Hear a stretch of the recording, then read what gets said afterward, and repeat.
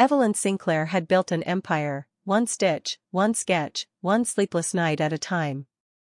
Her name was whispered through the halls of fashion's elite, embroidered in gold on the labels of power suits worn by senators, CEOs, and Hollywood's most formidable women. At 54, she wasn't just a designer, she was a force. Then, overnight, she was erased. It started with a boardroom ambush, a trap she hadn't seen coming. Veronica Hayes, her protégé-turned-executioner, delivered the final blow with a chilling smile. The industry is changing, Evelyn. We need fresh perspectives, digital-first leadership, someone who understands the new generation. A carefully rehearsed speech. A vote she was never meant to win. Then silence. By the time Evelyn reached her penthouse on the Upper East Side, her inbox had been scrubbed clean, her company profile wiped from the website. Her name, her legacy, was gone.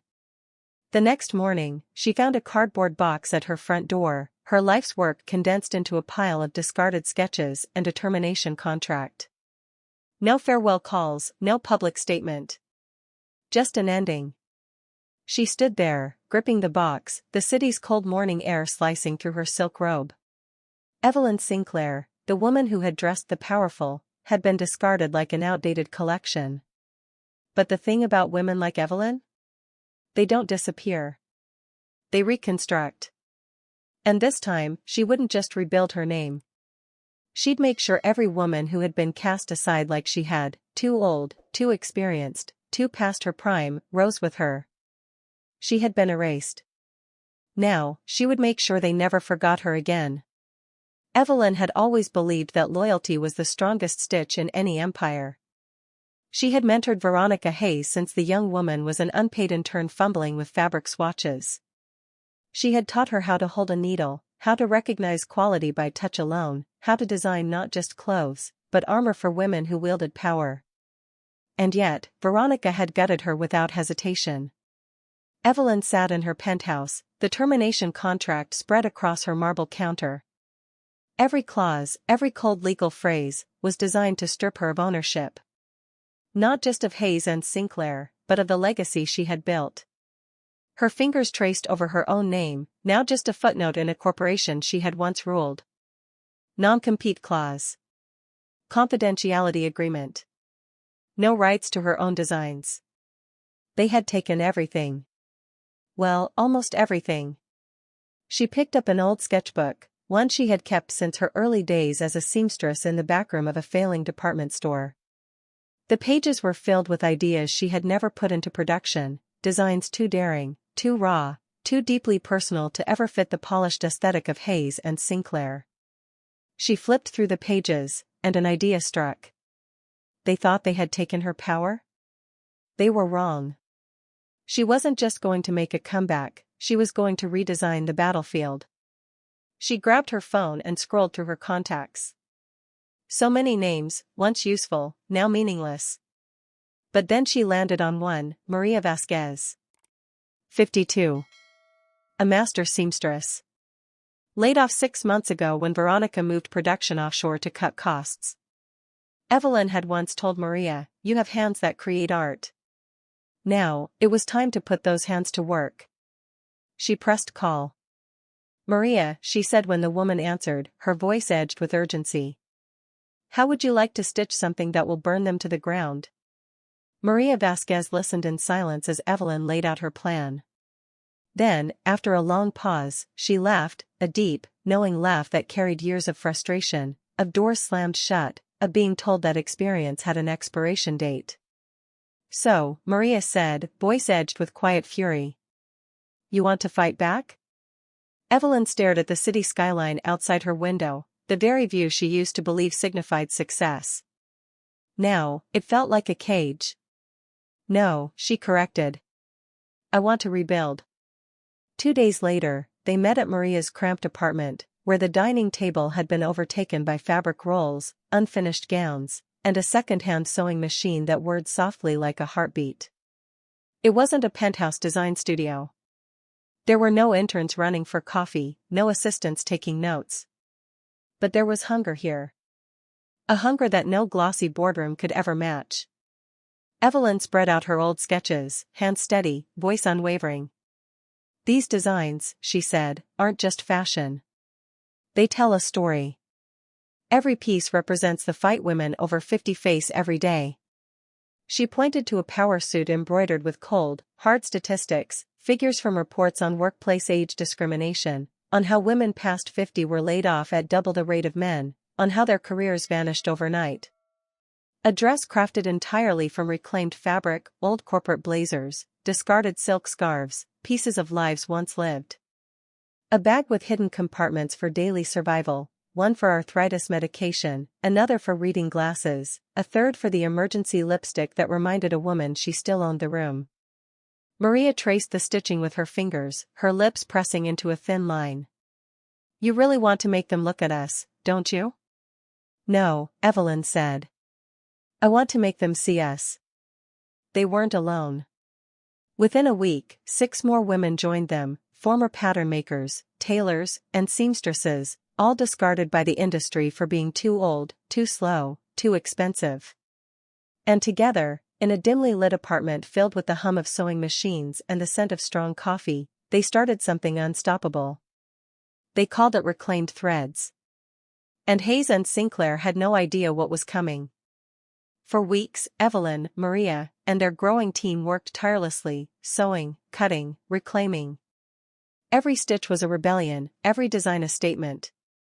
Maria called in Carmen Lewis, a retired textile expert who had trained generations of seamstresses before being replaced by automation.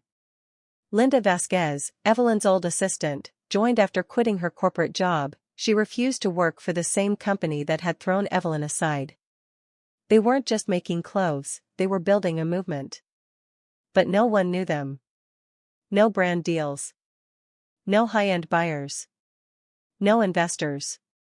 Just experience, resilience, and the knowledge that women like them had been overlooked for too long. And then Evelyn had an idea.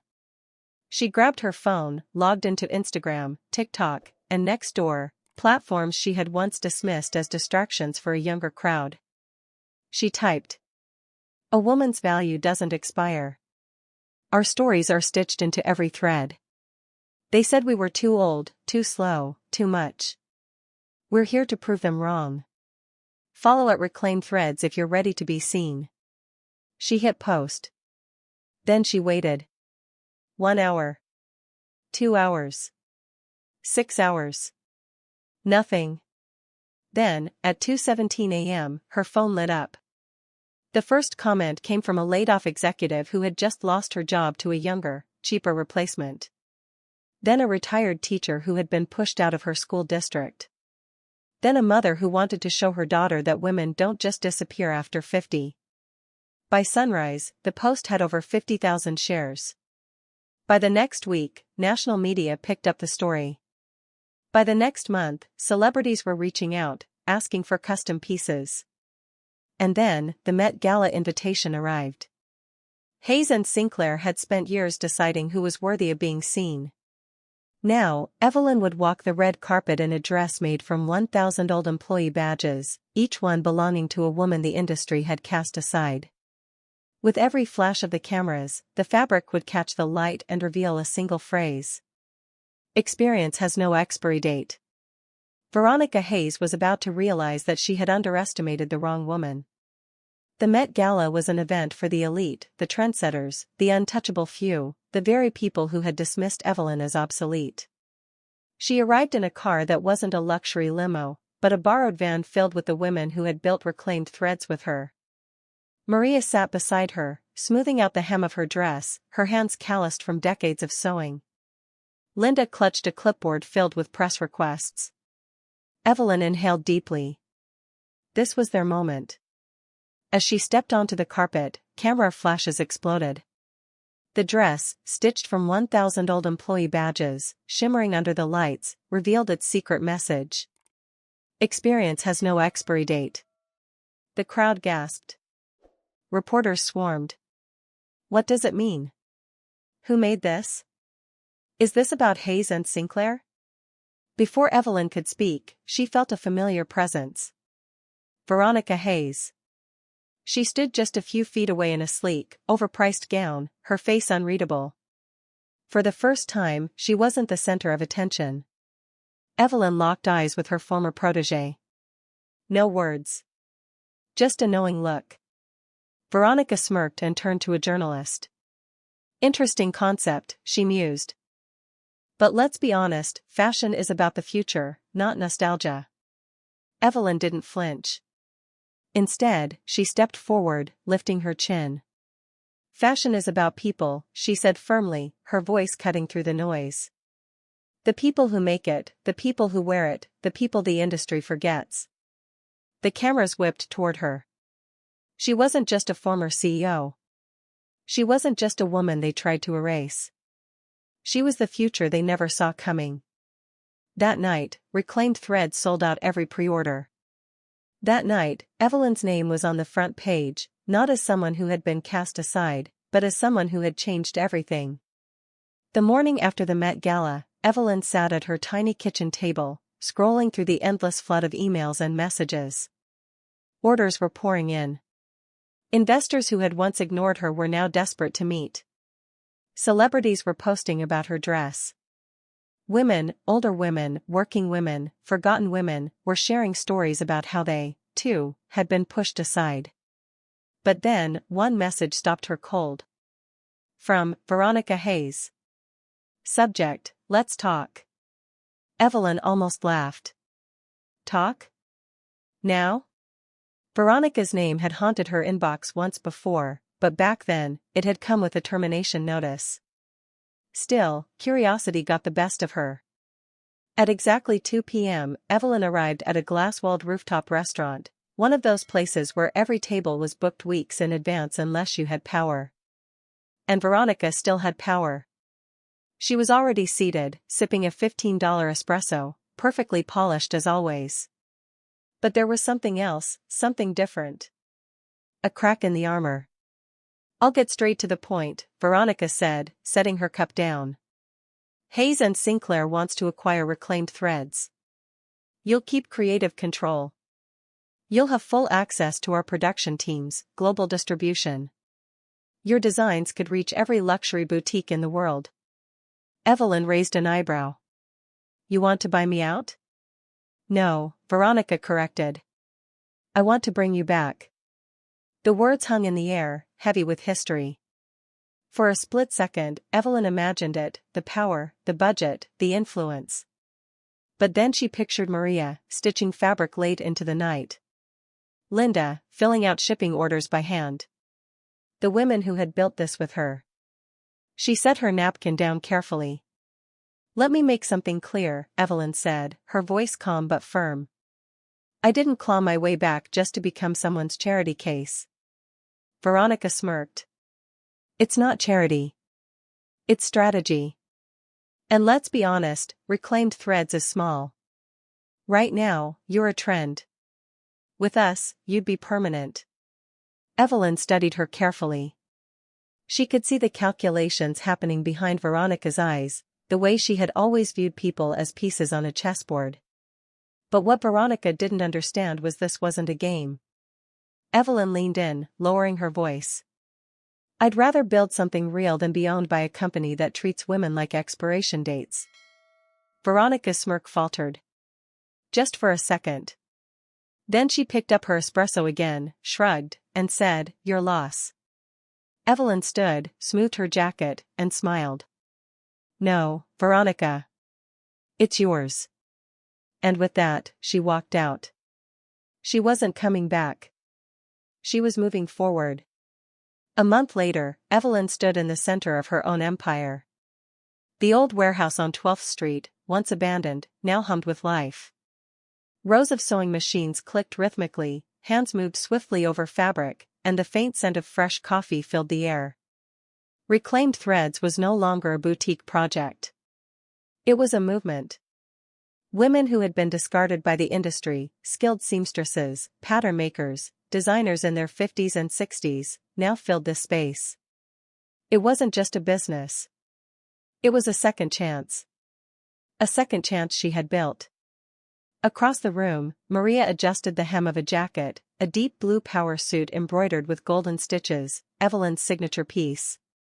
Linda bustled past, clipboard in hand. Orders from Nordstrom just came in. And we got an offer from the Met Museum, they want to display your dress. Evelyn exhaled, a slow smile spreading across her face. The industry that once threw her away was now trying to preserve her work. But the true victory?